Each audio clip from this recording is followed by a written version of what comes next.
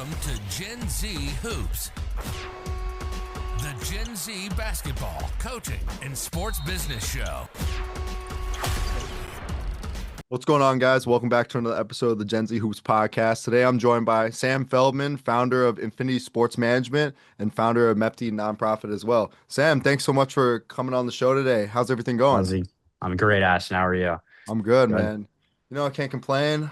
Like rigorous school schedule going on. I know you can say so for yourself as well. Yeah, of course, of course. So let's jump right into it. Yeah, So let's do it. when someone asks about who you are, like who is Sam Feldman, what do you say before you list all these titles? And where does sports basically fit into those categories as well? I when I talk, so I take these calls with these very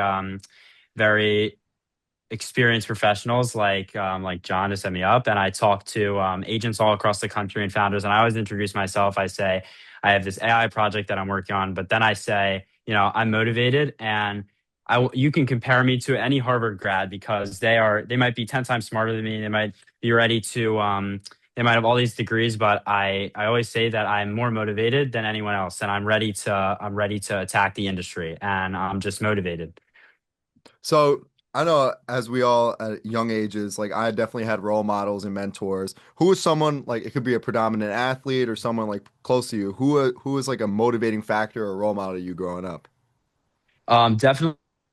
I'm an only child, and my parents are a little bit older, not like old, but my parents are a little bit older. So definitely, my parents, like watching how they talk to adults has like kind of inspired how I go about this. As well as like professional athletes, like I don't know, like Novak Djokovic is my favorite tennis player. But yeah, just in general, I mean, watching my parents, like I grew up watching my parents, being at dinner parties, watching them talk to adults. That's kind of who I look up to the most as far as how to act and my mannerisms. I'm more of a Rafa Nadal guy, if I would say You so. are. So, yeah, like I I live know. I got into tennis after he retired, and I was like, I was yeah, I'm from Queens, so USTA is not too far yeah, from where I live. I remember yeah. growing up watching that. I think it was like a 3.5 hour match against Djokovic and Nadal in the U.S. Open final. Yeah. Recall that? One of my favorite matches of all time. But let's get back on track. So before Yeah, MEPTI, before Infinity, before all yeah, these projects, what sports background did you actually have? Did you play tennis growing up? Can you talk a little bit yeah. more about So, that? so I played when I was like very little. I was all into hockey, and then when COVID hit, I kind of stopped playing because it was so expensive and it was just inconvenient. And then I was playing baseball all throughout middle school, and I feel like I developed on the team sports side of things really well there. And that's where I learned a lot from baseball. But I've learned the most from tennis, and played decently competitively for the last few years, and that's where I've kind of developed. Like I've definitely taken a lot out of tennis. It's a very mental game, and everything has kind of inspired me, and my skill set has kind of grown from tennis. Um, but I kind of competition is not my big. It's not my thing. That's kind of my I wouldn't call it my weak spot, but it doesn't excite me. Like I would play in these big competitions, and like I wasn't nervous, but I was sitting there, and it didn't excite me. It didn't get me going. I was just like I just kind of fell flat. It was dull. And when I was able to switch over to the sports business stuff and founding this nonprofit, and it's in the sports and technology, like that's when I really felt like I found like this is my fire. So I feel like that was the difference coming over from tennis and coming over from sports. So as you know though, on the focusing a little more on the sports end of things, tennis especially, it's like a you versus you type of game. Like a Right, lot of right, high pressure situations, a lot of you can have mental lapses here and there in the right. game. Yeah, It's yeah. kind of Of like you course. versus yourself on that court. So how would you say that kind of aspect of the game has helped transfer into your everyday life now dealing with Infinity and MEPTI as well? I think that what I take away the most from tennis is that your mindset and how you kind of go about everything, it's up to you, right? So like if I'm out there and I'm down 5-0 and I'm getting my ass kicked, right? And whether or not I get up and fight, whether or not I'm get up and continue to compete, it's up to me, right? Nobody else cares. Like if I'm down the first 3 points, like there's some people I play with, they'll throw the racket and say I'm done. Yeah. And I think that's what I take away from it the most is that, I'm 15 years old. There are not many there are a decent. I get a lot of calls with these agents and businessmen. There are a lot of people that don't take me seriously, and it's very easy. Some weeks I get boom. I get boom. Like I'm talking to these like Stefanos Tsitsipas' agents, and they're all like, "These guys, you're great, Sam, you're great." And then some weeks it's just dull. There's nothing, right? So it's like, that's when you have to rally. When nobody's really responding to me, when I'm stuck, like that's when I have to. That's when I kind of have to boost. So that's when I need to drill into that and say, I'm not going to give up. I need to keep my morale and keep pushing. So let's talk Infinity. How did your Yeah. experience around athletes, especially like non-athletes or even overlooked players, basically influence this sort of idea? Um, So I go to a small private school. I have there's about 60 kids in my grade. We're not like a huge sports powerhouse. We have a decent amount of money in our sports programs, but we're really not great. And our kids are everyone's decent. There's no one that's like, well, like we suck. We don't suck. We're just middle of the road. And I kind of just watching us compete again. We're in a really good league in the Philadelphia area in the suburbs. So it's called the Friends League. So it's like we have some D1 kids coming out of this. And what I kind of realized from watching like my peers play is that there's something special about the people that are not the highest recruits, right? Like I live across the street from LaSalle College High School, which is I live very close to it. And it's a huge football school. And right there are all these kids. This kid Joey O'Brien just committed to Notre Dame from there. And there's something that I appreciate of like of the kids that like really love the sport and the kids that like love playing. Like there's something more special about that to me. And the kids that listen, like to some D3 players that really like motivate themselves and like really like it's for the love of the sport. Nobody's playing D3 if they don't like the sport. And I think that's like, and that also helps my development, right? With Infinity, like we're working on this AI tool to be a potential sports agent, to work as a sports agent's assistant, right? And you don't want to you don't want to work on that with some kid that just like, yeah, I can throw 104 miles per hour and I'm 17. Like you want to work with people that love sports. Like, and obviously like at the end of the day, like you want to talk, I would rather talk to Tyreek Hill than like some random kid, but like, it's still like, it's very impressive to hear the point of view of someone that's not the cream of the crop, I think. Oh yeah, I mean, growing up, like I played against like a lot of Division 1 players and who like had it made. Like, you know what I mean? They're playing Yeah. for like playing I was playing against all these guys, like top AAU circuits, but they're not Yeah. they're always talking to me about, hey Ash, like when we're at these camps, hey Ash, like you want to hang out later? I'm like, dude, no, Yeah. like, I want to like go work Yeah. out and like try and like get better at the game, you know what I mean? It's always like one of my trainers and one of my mentors when I was younger, he always told me that you need to work twice as hard just to be half as good as some of these guys. Right. That's That totally true. yeah, that always like stuck with me as a young kid. So I can totally agree with where you're coming from on that note. Yeah. And you gotta have a drive for that, right? You can't just do that because you feel like it, like you still have to have a drive for that. Oh yeah, I agree. 100%. Yeah.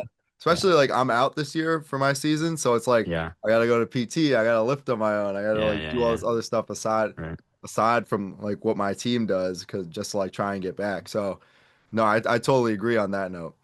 So moving forward, why was it important to you that Infinity also supports Division 3 and also unrepresented athletes as well? Yeah, that's similar. A similar answer. Like it's just about and but when you say support, like I'm 15 years old. I'm not a registered NIL agent in the state of Pennsylvania. I'm trying to work with these guys almost to learn for myself to hear like what does the NIL scene look like across the whole NCAA.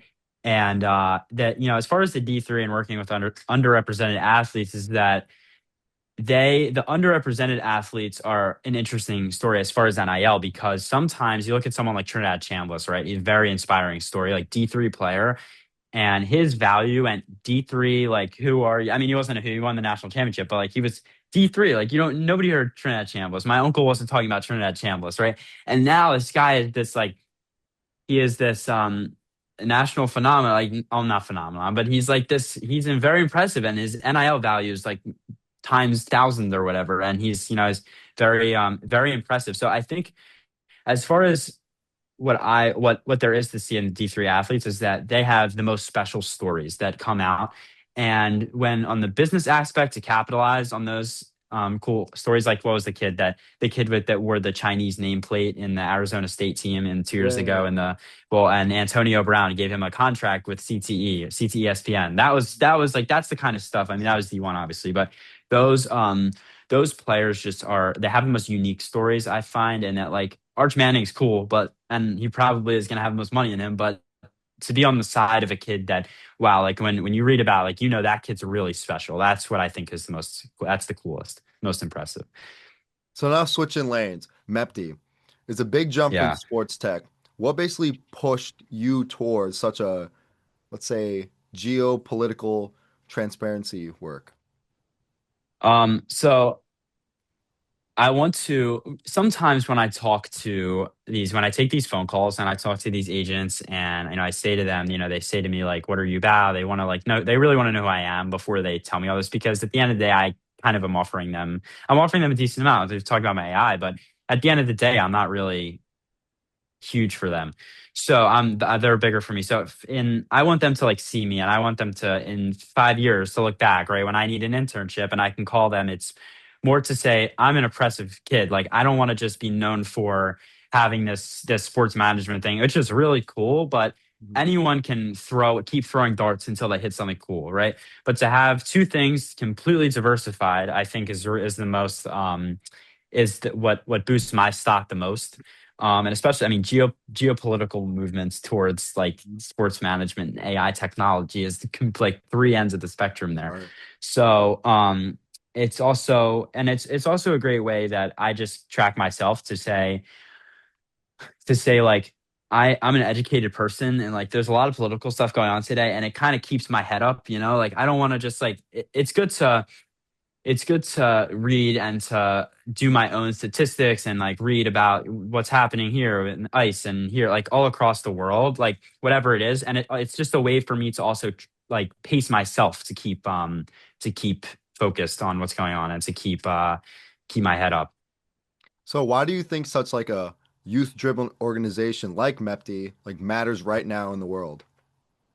I think adults control the net. I mean, obviously adults. I sound like a 5-year-old, but like obviously like these old guys at Fox News and CNN are like they're controlling the narrative in the United States right now. And what that's like one thing is that like I feel like what I hear about the most of these like organizations is that it's always youth driven. The like most impressive ones, the ones that are like, wow, that's really cool. It's always by a high school student or a college student. So that's the first aspect of it. The second aspect is that we have however many hundreds of millions of adults there are or grown-ups in the United States. There are also a lot of kids that are smart and are not voting that have reasonable input into our country. And I think that listen, I don't know the statistics, but if there's 25 million kids in the United States like myself who really feel strongly about something and really feel like their opinion can make an impact, and it has to be told, like you shouldn't just be silenced, right? And I think that the youth aspect of it is just what needs to be. It's just how our generation is going to earn credibility, and it's how we need to set the tone for what comes next. So this question is just for my own curiosity, just Yeah, like yeah, a little off topic.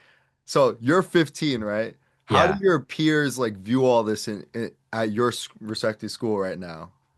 um That's a great question. There are some people that are like, let me get on this with you. Let me work on this with you. Yeah. Let me do it. There are some people that are like, what are you doing? Like I tried to run a football workout with some of actually I have a few friends that play football, and we were trying to run a workout, and we were going to get photographers to come because I have another buddy who's like a big photographer and videographer in like our area, and I wanted him to get his photographers, and I wanted to get my football boys together, and I wanted to make this like video. I wanted to like make because I think that would be cool, to Yeah. they both have big socials. I just thought it'd be a great opportunity. So I posted it on the Instagram that I use for the sports management page. Mhm. And they're all like, what are you doing? Like, what is this? And I was like, all right, guy. And I realized at that point, like, okay, like it's guy probably shouldn't have like put it at that angle. But um it's definitely all about personal, like if you can relate to it. Like there are some people that really like also have their own projects, and like they have respect towards me, and there's some people that just think it's funny, and it's like, what are you doing? Like that's like, I'm like, all right, you don't have to see what I'm doing. Like I'm gonna be wherever I'm gonna be next, and you're gonna look on my when you all download LinkedIn and you looked at my LinkedIn, then you'll see why I have 500 connections and you have none, right? So like it's just trying to like I don't know. I think sometimes it's discouraging what everyone says, but also other times it's like how I prove myself, and it's how like I prove myself not only to everyone else, but to my in my own like in my own heart, like so that I know like this is how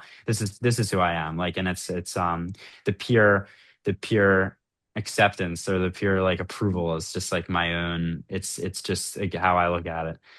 No, man, I totally agree. Like my Yeah, freshman year of college, the summer leading into freshman year, John like gave me Gen Z hoops, right? And he told me to yeah, come to summer league, and that's like when I first started. I remember I yeah, used to be in like the dining hall, like yeah, grinding LinkedIn, like making my yeah. profile, Exactly, editing exactly. videos. And yeah, like my friends would be like, "Oh Right. my God, this is so cool." But then there's like those random guys that like Yeah, don't really exactly. don't matter to you. Like they come on, they try to like hate on it. But like I don't really Yeah, care like what they're yeah, saying, but it's just like, all right, I'm like, all right, buddy, like you're gonna see, man. And now it's like the coolest thing. Like a lot of people like wearing the yeah. I merch and know. all that stuff. But no, I think it's amazing like what you're doing. Like at 15 years old, man, Yeah, like I appreciate it. what was I thinking about at 15 years old? Like, what is that? You Like, don't have to tell me. You don't have to tell me what you were thinking of. no, stop, man. Stop. What is that? Like ninth grade? You're in ninth grade, right? I'm in 10th grade. I'm in 10th 10th grade. grade. Yeah, I was probably thinking about like who the Miami Heat are gonna trade for in the Yeah. offseason. Like, I don't know.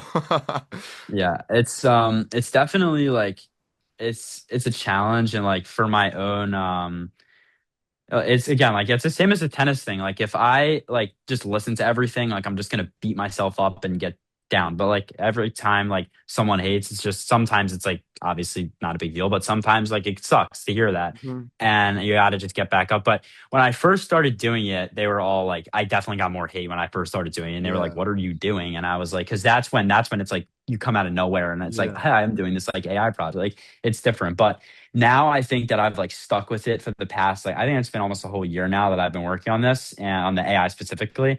And now it's like okay, like this is I think so, I think more people realize like this is a real thing. And yeah, yeah, Okay, so now let's combine the two worlds together. yeah. So you operate sports, tech, and basically and nonprofit as well. So what connects and brings all of that together for you? I think that it's credibility, and it's proving my own depth. And it's all about showing like when all that stuff comes together, it's like I if someone can if I always think if someone's shooting at me, like metaphorically, right, and they're trying to, and they somehow hit my AI, and they're like, "That's so stupid, like that sucks, like this," they just debunk my idea. I can say, Yeah. "Listen, like I can still have another layer of protection, right?" I can say, "I'm not an idiot. I fine. I maybe if you want to say that AI is not a good idea, I'm not an idiot, and you can see my work for example B for the MEPT for." The policy movement. So like that's another thing. So and if someone is just on me about the policy initiative, then I was okay. I'm not just like trying to do this. I'm not like just using ChatGPT to fudge articles and post them on LinkedIn. Like look at my other thing. Like I'm a real. It's just to prove my depth. And I want to talk with ethos, and I want to prove it. You know what I mean? So now my other question, just on my own curiosity, how are you Yeah. balancing all of this while still kind of like trying to live a regular high school life? You know what I mean? Um, that's a great question. I have my lunch period is like what saves me, to be honest, because I have like an hour lunch period. Well, it's 40 minutes, but it's like 2 or 3 times a week I have like a full hour and like 10 minutes. So that's like the best because I can do everything. My homework is just again like my homework has to is what gets done first. But when I it like it's it can be difficult to juggle all that as far as my motivation, right? Like you can't really do your homework well. Like I can't write about like I go to a Jewish day school. So like I write about like I'm writing about biblical stuff. Like I can't do that like just like I'm like I can't do that dry. Like I need to be like invested in it, you know what I Yeah. mean? So it's all like that's the biggest struggle, which is back to tennis, right? Motivating myself to be like for everything. Like I need to keep fighting for everything. And some weeks like I'm just so slammed. It's like, okay, Monday, Tuesday, Thursday, I know I'm going to have a lot of homework because I have tests the next day or whatever. And then Wednesday, Friday, and Tuesday at lunch, like I'm going to work on Infinity. And then the next day, I just want to have one article this week for MEPT. So like that's like the goal. Sometimes it has to be mapped out closely, and sometimes I'm just winging it. Okay. So what do you think young athletes and students as well basically misunderstand about power, influence, and opportunity at a young age? Um, I think for my generation, specifically, like speaking to my generation, Mhm. um, influence follows your action and it doesn't follow your entitlement. And what you like, you can walk into school with a $400 spider hoodie, and you can think you're the shit. And like, all right, you're probably like in high school to everyone else besides me, you're probably the shit, right? But I think that what comes like the most about you say power, right? When you think about power as a whole, what comes most about being a powerful person, someone that's comfortable in your skin, someone that like for me, like being able to deliver, like when I have like if I had a meeting with an investor, right?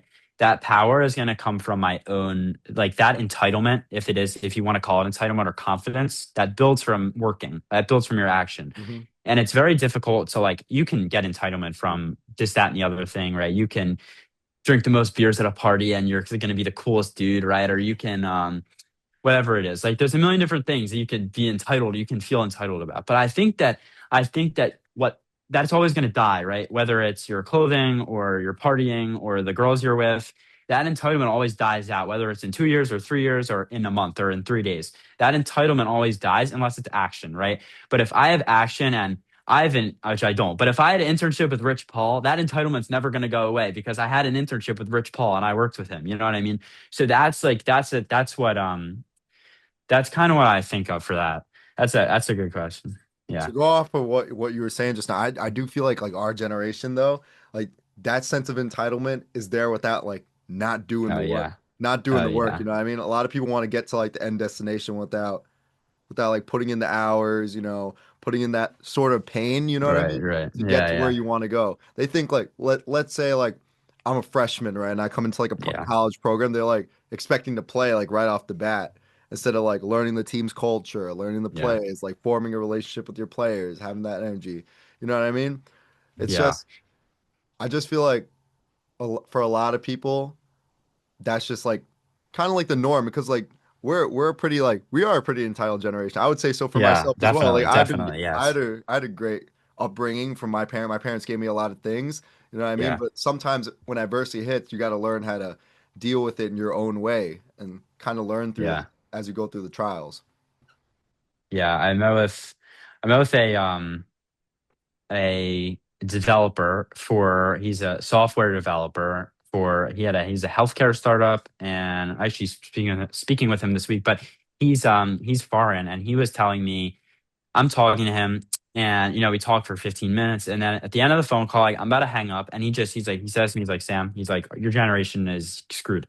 Like, yeah, I was so surprised because like it's a nice guy. He didn't really say that like much, like it wasn't a very flowing conversation. It was, I mean, a great talk with him. He's very smart, but he didn't like, I just didn't like, I wasn't ready for him. And he just started telling me, he's like, you know what, like you gotta just, get everyone to focus, right? As the more people that focus are the people that are going to succeed. And like he said to me that it was very interesting. He said to me that everyone is realistically, you think about being successful and you say he's not going to be successful. Like he's like, nobody's going to be homeless, but there are going to be people that change the world, and there are going to be people that, there are going to be people that don't. And there are going to be people like, listen, he said, most people, they're going to grow up, they're going to lock in school, they're going to go to a good college, they're going to go to every football game in college, and then they're going to go to, get a good job in Wall Street, and then like finance. You think about finance, bro. Like that's what he was talking about. And he's like, most people go through that clear cut template, but the people that, I mean, the template is I think the template's irrelevant, but the people that really are motivated and like, not the party generation, the people that aren't really going to parties, whether or not,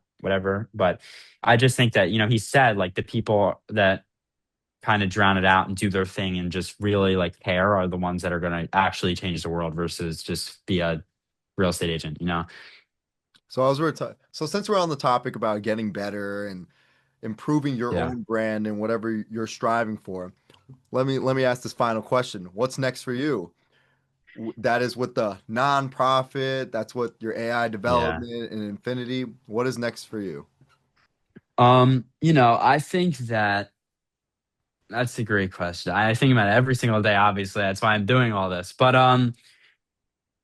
I actually have a few offers from not offer not am I trying to say? I don't have like clear cut offers because I'm not a registered sports agent, but I do have offers to work on like the team with a few European firms to kind of advise them about NIL because a lot of Europeans are coming over to the United States. So I have these like consultant, I'm going to call it, like, I don't even know how to like say it because it's not a good job, but they don't really know that much about NIL and I have a decent understanding of it. And there's 2 or 3 firms that I've been talking to a little bit to try to help them out. And I've been calling with them more and more to help, explain the NIL landscape and what that looks like. So that's something that definitely coming in from that Europe angle to hopefully like there's one that has offered like a little more for me to like, hey, work with us more about it either and overseas. So the time zone is messed up, but that's like what I'm hoping that's what comes through next for me.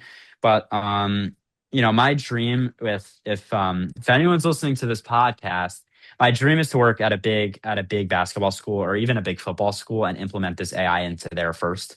It didn't end up working out in the situation of my school because it's so small. I don't think it would really affect anything, but just as a management tool for a big school, that's kind of what my hopes are for it. Because to work with an Excel agent, no Excel agent wants to throw their hat, wants to kind of be the guinea pig. So my idea and my hope is that I would get interest from a school to come work for them and come implement my strategies with them. And as far as MEPD, I don't really think that's my passion. It's like I really enjoy writing about it and doing research about it. And the whole goal is to hopefully come up with this, to come up with one of these.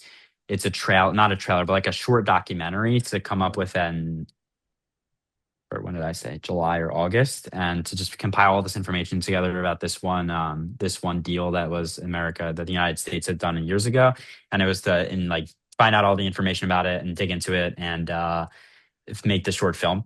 So that's probably all that's going to come there, and I don't really think that it's just not my passion, and I see myself going down the sports route a little bit more. But yeah.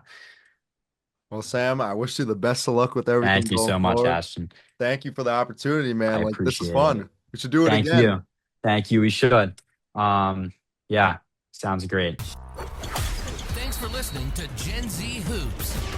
Make sure to follow, like, and subscribe on Instagram, LinkedIn, and all major social media platforms at Gen Z Hoops. You can tune in and subscribe on Apple Podcasts, Spotify, YouTube, and every other podcast platform on the planet. Get ready for the next episode.